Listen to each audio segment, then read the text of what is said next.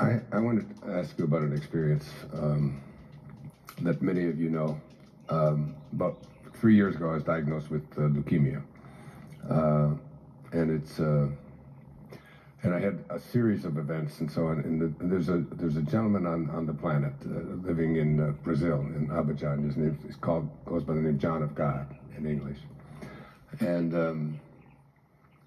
now, who am I to ask you whether entities can enter into somebody else's body? By the results of what you experienced. Yeah, but I had this most amazing experience with John of God. Because like Jesus, his vibration of well-being was dominant. And because your expectation didn't prevent it, in that alignment, you experienced that.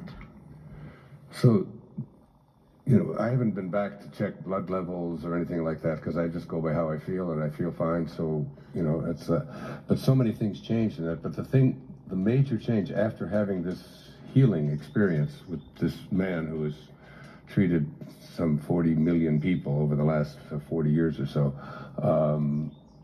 fear.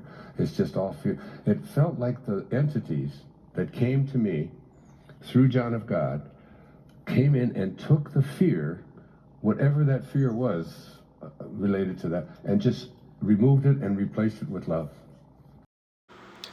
When I first looked at this man's eyes, I knew he was a scammer. Look at the eyes.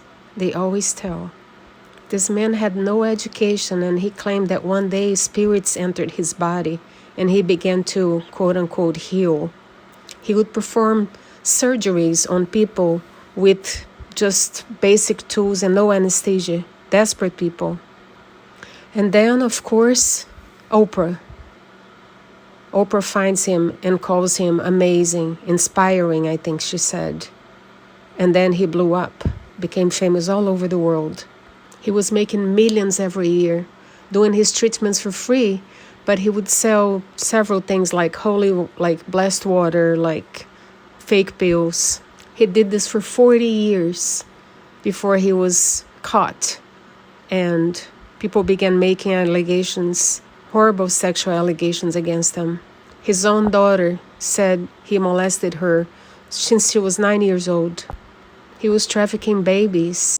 His prison sentence is 489 years and 4 months.